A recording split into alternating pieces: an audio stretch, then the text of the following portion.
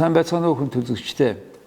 Өнөөдөр манай дефакто нэвтрүүлгийн зочноор Рио Тинто компанийн Монголын хариуцсан захирал, бас Рио Mongolia гэж компани гүйцэтгэх захирал ноён ДАНИЭЛ Worrall оролцож байна.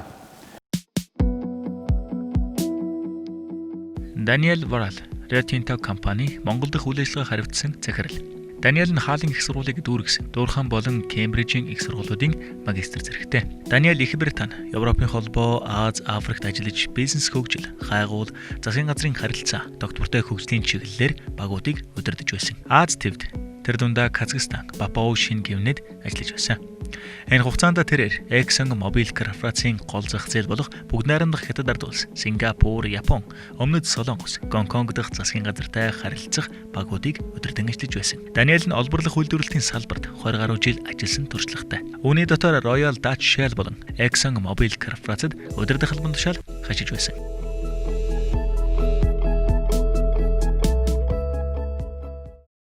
Good evening, sir. Sameno. Okay. Daniel, how long have you been here in Mongolia now, and how do you find it so far working here? Well, Jargo, firstly, thank you very much for inviting me on your show, and it's really good to see you again. As you say, I've only been in Mongolia now for 9 months. It has not been perhaps the easiest 9 months for the world or for Mongolia, but I've thoroughly enjoyed my time here so far, both in terms of my role as country director, but also managing to take some time to see Mongolia, seeing the beautiful Lake Huskul in the north, obviously seeing the Gobi with Oyu Tolgoi, but also managing to see some of the history around Harahom, Hustai, and other places. How much this COVID things have impacted on the way you operate in Mongolia? I think firstly, I'd like to probably thank the government of Mongolia. I think that Mongolia, both from a COVID prevention perspective, but also increasingly importantly now from managing the economic impacts of COVID, has done an outstanding job.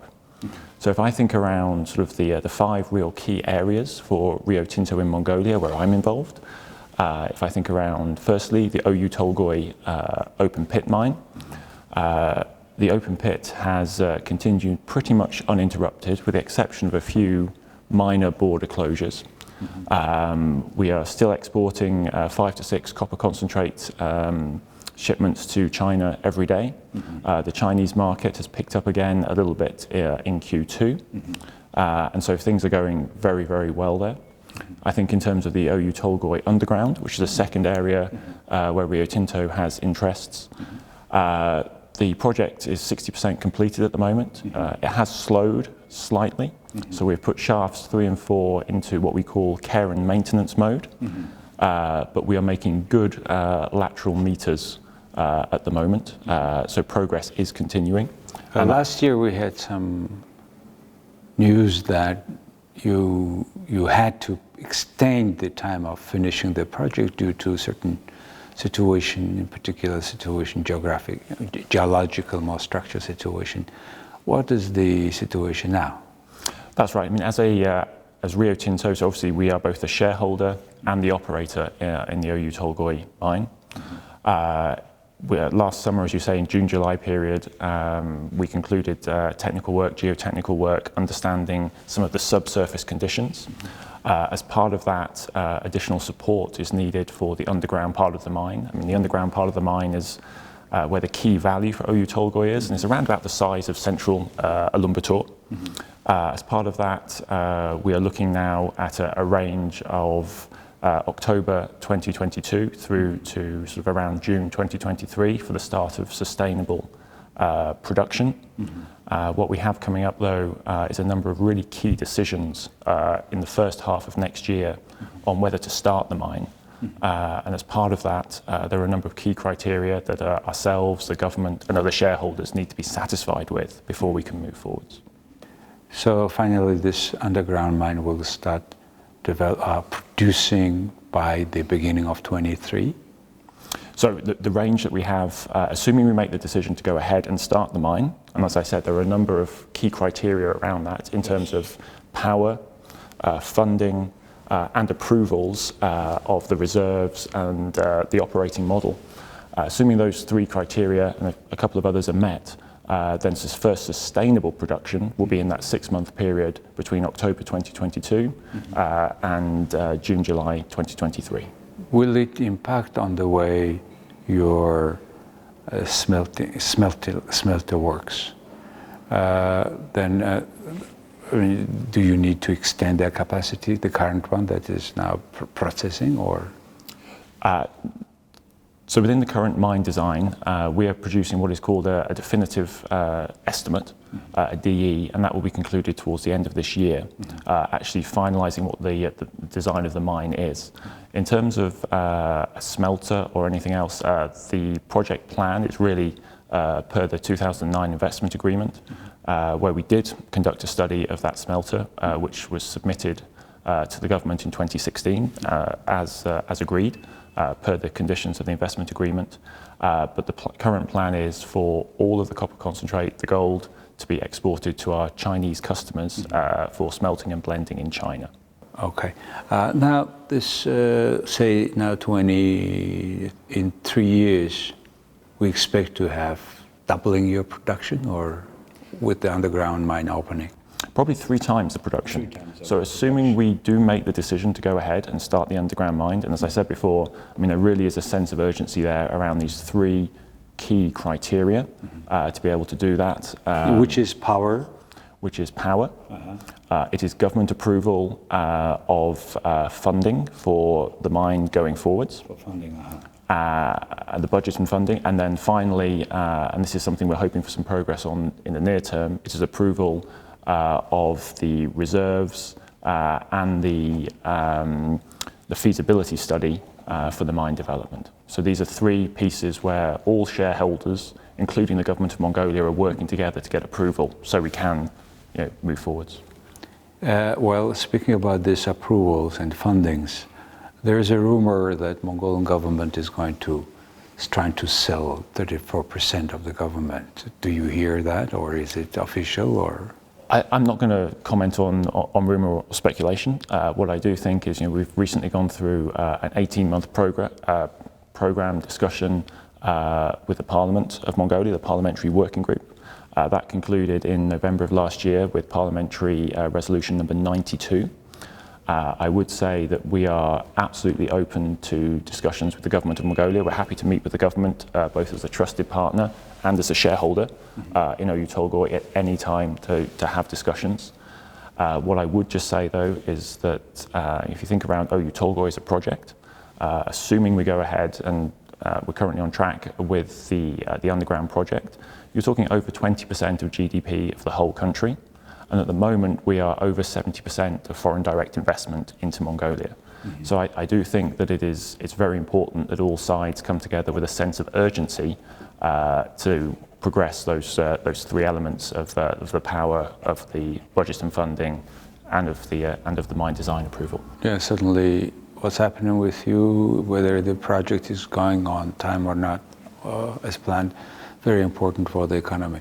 How many people do work now with that whole total OT project now?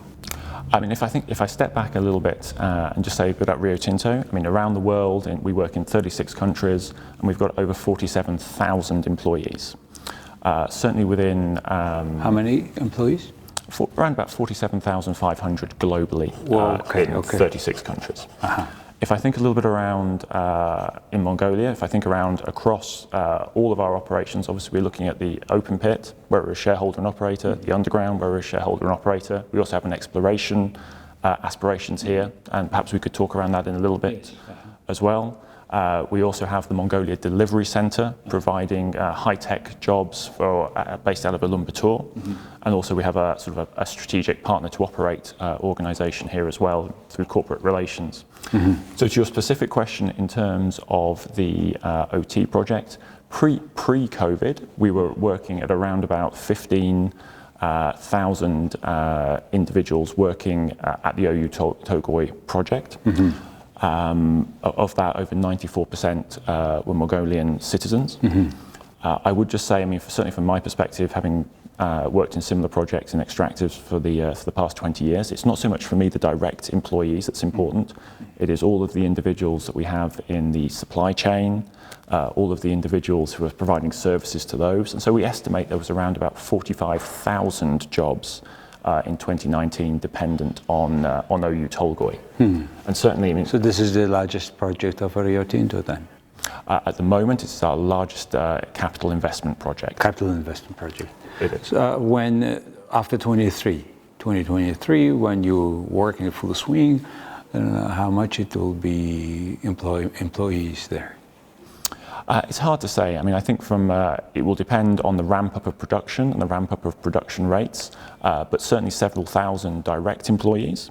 But then again, and this for me is very important, it's who we have in the supply chain, who we have actually providing services to us. It will be a much greater number.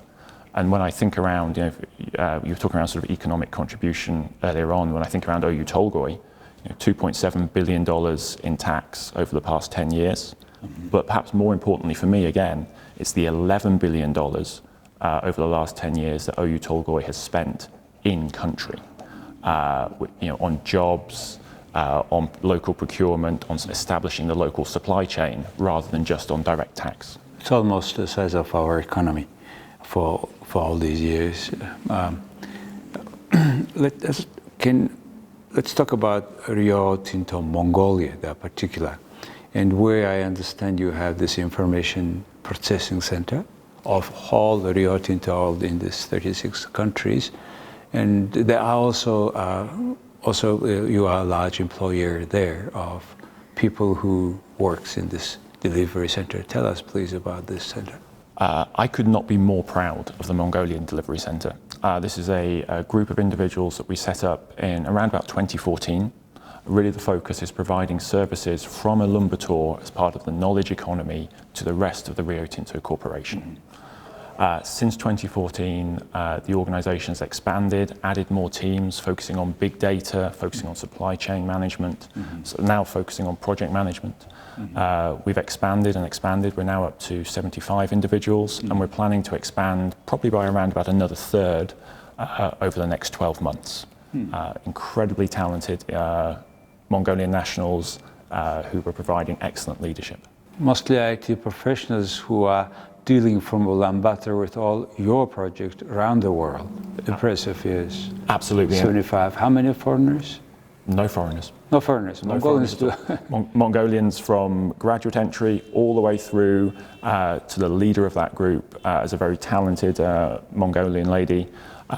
Certainly as those individuals have progressed through their careers, a number of them had opportunities to work overseas. We talk about a lot of economic diversification. This is the clear example. How can we make export of knowledge, export of processing, right? And in that sense, I understand this is also a separate Mongolian company, registered in Mongolia, right? It is. Delivery center. Rio Tinto Mongolia LLC as a company has a number of sort of sub-companies under it. One is around exploration, one is around our partner to operate team, and another one is the Mongolia Delivery Center as an integral part of our operation. So Rio Tinto, in terms of Mongolian economy, not only OT, but also a very large exploration team and also this delivery system. So we are a diversified company in Mongolia. So yes, there is obviously the OT, the open pit, the underground. There is the Mongolia Delivery Center. We are potentially interested to do more exploration in Mongolia, and I am personally very hopeful that the new government lifts the moratorium on minerals exploration. And from my perspective, as long as it is done in the right and the most transparent way, there is no downside in that. It creates jobs. It brings foreign direct investment, and it helps Mongolia understand what is available. We just reshaping that exploration license issue, and hopefully they will restart giving permission that any country needs to know where and what is existing, and in particular, if you do that, it is a benefit for Mongolia. We know exactly where and how. And recently there was a news that your CEO, Rio, was resigning. And then another news was there are 3 candidates from inside to this highest position of this, one of the largest corporation. So there was a news that your CEO, Jean Sebastian, had resigned in Australia. What happened and what does it mean for the company? I mean, let me just step back and say, the mutual agreement and the resignation of JS was very closely linked to the events at Juukan Gorge in Western Australia. From a Rio Tinto perspective, those events, the destruction of that archaeological and historical area should never have happened. And as a company, we are absolutely committed to learning those lessons. And certainly if you were to look on riotinto.com, there was an independent board level review. The findings of that review are on riotinto.com, and it shows that there were multiple lessons we can learn from it and the events that happened over many years. Ultimately, that did result in the departure of a number of senior executives, including JS. I would just say that Rio Tinto, as a global leader in minerals and metals, as I said, operating in 36 countries, 47,000 employees, very strong pipeline of new opportunities around the world, is more than just 1, 2, 3, 4 individuals. So I think it's a very strong company with a very strong asset base and a very strong future growth potential. In terms of revenue, which one out of all these metals, minerals, dominating the market in the company? So Rio Tinto, the way we are structured globally, is around 4 what we call product groups. The first one is copper and diamonds, who have assets in South America, and obviously are the holding group for our work in Oyu Tolgoi. The second one is energy and minerals, which is led by Bold Batar. The third one is our aluminium business, and then the fourth one is iron ore. Iron ore at the moment, it makes up over 70% of Rio Tinto's revenues, primarily focused on Australian exports into China, but we also have a number of exciting other projects around the world, including in West Africa. Well, 70% of the total revenues are coming from metals, iron ore, right? Primarily, yeah. We are talking about the Batar, Mongolian citizen, and who is the head of this energy minerals, right? Yes.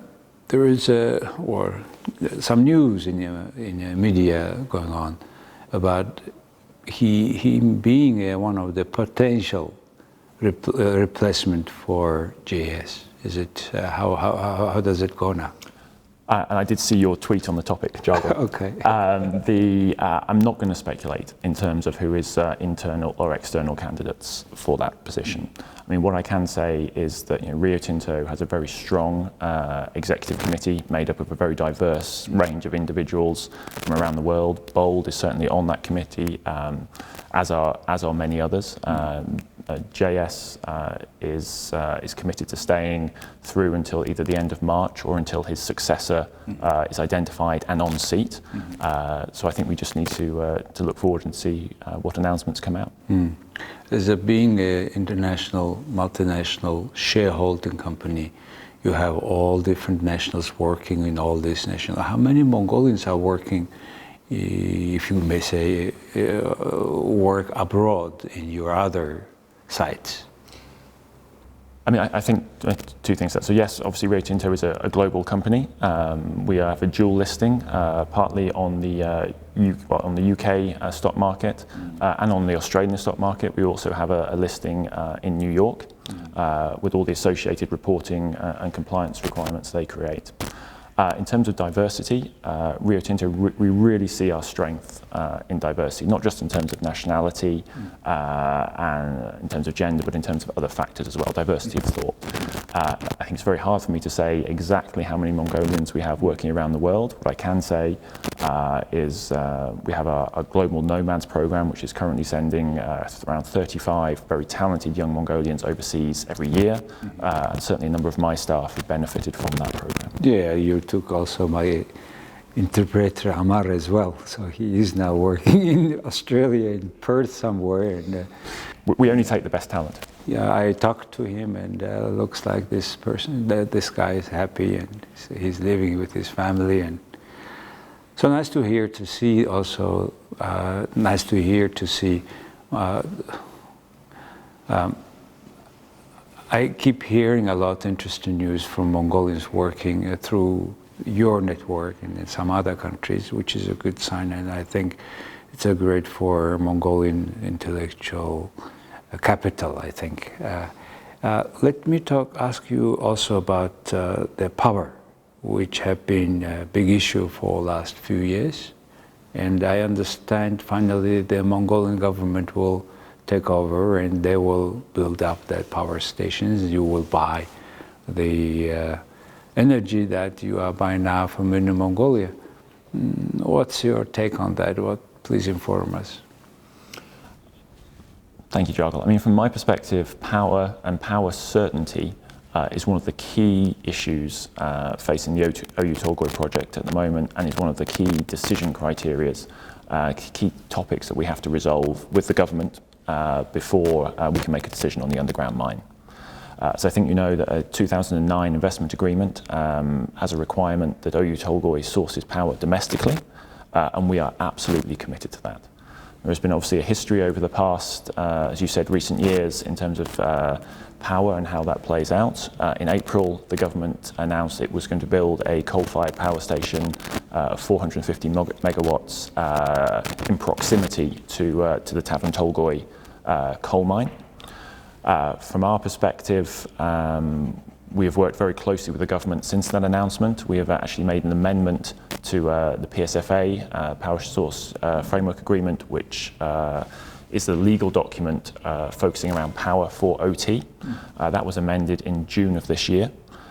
In that document, we prioritise state-owned power station, and we are very much here to support the government on that. Secondly, it looks at an extension of the IMPC power import arrangement until the state-owned power station is completed in 2023-2024, which is the current government target. But more recently, last month, we actually, for the first time, started sourcing power, admittedly only a small amount, but from the Mongolian national grid as well. So I think we are making good progress in that area. I mean, what I would say, though, is that we need to have a real sense of urgency now in terms of both the IMPC extension, which the government is involved in, as it is a state-to-state agreement, the government making progress on the state-owned power station. I know Oyu Tolgoi, Rio Tinto, both of us are absolutely committed to working with the government on that. So that means you are already connected with the grid of Mongolia? We are. I mean, part of the, to a small degree, part of the challenge we have is the asynchronicity between the Chinese grid and the Mongolian grid. The two just can't be plugged in together. Yes. So what Oyu Tolgoi has had to do under the leadership of Armando Torres is actually physically disconnect part of the Oyu Tolgoi mine from the Chinese grid, have a physical distance, and then connect that into the Mongolian grid. They have done that, and that started to a small degree of providing service power last month. You said the issue is a power and power certainty. What do you mean? I mean that what Oyu Tolgoi and Rio Tinto as a shareholder really need is certainty of power supply and reliability of power supply. And I think we've gone through a number of different iterations, as you say, over the past 10 years. And we are absolutely committed to supporting the government with state-owned power station. Once that starts up, then we're hopeful that will provide that stable, secure, reliable supply of energy from the mine. In terms of reliability, some companies do separate reserve power. Do you do that, or how does it work in case if Chinese suddenly something happens? So what do you do? So let me just give a little context. So I mean, the Oyu Tolgoi mine is one of the most complex mines in the world, using block caving technology, which not many companies actually have the ability to do. Rio Tinto does. So when you are several kilometers underground, with all of the health, the safety, the reliability requirements that needs, we really need certainty on power. it is a prerequisite to safe operations and us moving forward with the project. So, as I said before, what we really need is a stable, reliable power source before we can make that decision to go ahead. Mm-hmm. Okay, there is a organization called AITI that not only to Mongolia, to many other developing countries in terms of governance, mining governance, give a good, clear picture, quite transparent thing. And how do you see the progress of AITI in Mongolia? I mean, I think firstly, stepping back, the principles of EITI in terms of an extractive industry, a producer, actually declaring the tax that it pays to the government. So whether it's Rio Tinto, Mongolia, we paid $305 million in tax in Mongolia last year, plus $20 million in payroll tax. $350 million tax last year. As Rio Tinto in Mongolia. That's every day $1 million, about. Around, so it was, $305 million. 305, okay. Plus 20 million payroll tax. So okay. Yeah, as Rio Tinto. Yeah, and obviously other shareholders. Still it's about $800,000 comes to country's account every day, about approximately. So, and on your side, you inform the publicly, right, that you paid that amount of tax. And on the other side, the government is supposed to report how much they have received. Yes. If they are matching, we're doing good. If not, do they matching? And if they're not matching, then there's a third element of that, which is civil society, represented by NGOs, by the media and others. And then there is an audit. So even if it doesn't match, to a certain extent, that doesn't matter in the first instance, because then there can be a discussion around where it doesn't match. How does this process work in Mongolia? It's working very, very well. I mean, the EITI Secretariat is set up originally under the Prime Minister's office, but it has recently moved to sit under the Ministry of Mining. I think the process is very active. Certainly EITI in Mongolia is very highly thought of by the global EITI board. Rio Tinto has a seat on the global board, and I also sit on the National Council for EITI. Has Mongolia sit there on the global board? The president of Mongolia, when he was visiting Norway, met with that board. It is primarily the producers and a range of other individuals on that board. I see. Then you have been working all around the world. You have been working in Shell. What else? The other company? I spent 10 years in Shell. Yes. Working in a number of different countries, including Kazakhstan.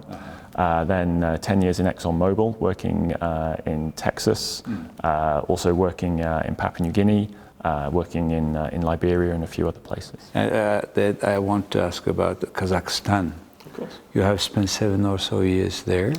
I spent 3 years in Kazakhstan, 2 years in Almaty, followed by a year in Astana, now Nur Sultan. So you came after direct here, right? To Mongolia? No, so following Kazakhstan, I moved briefly back to the UK, then to Texas, then I spent some time in Africa, then 3 years in Papua New Guinea, then back to Texas, and then to Mongolia. What is do you see any difference in between working in Kazakhstan and in Mongolia? I think there are significant differences between Kazakhstan and Mongolia, and I pass no judgment on better or worse, but just very different. I think in terms of the way governments work, obviously in terms of religion, obviously in terms of the neighbourhood, and in terms of the economy. So I very much enjoyed my time working in Kazakhstan, and I am very much enjoying spending my time working in Mongolia. You are truly diplomat, okay, anyway. Well, Dan, thank you very much for sharing your thoughts with us. And, it's very important to know from your perspective what's happening in Mongolia in terms of relations with OT. And because you said 14,000 people. Many people watch what's happening, and they want to see a very clear picture through all this what talks, opinions go on social media, etc. So that's why I have invited you. Thank you very much for having my invitation. Thank you. За хүн төлөвчтэй өнөөдөр манай de facto нэвтрүүлгийн зочноор Рио Тинто Mongolia гэж компани гүйцэтгэх захирал. Мөн Рио компани Монголд Монголыг хариуцсан захирал ноён ДАНИЭЛ Worrall оролцлоо. Их баярлалаа.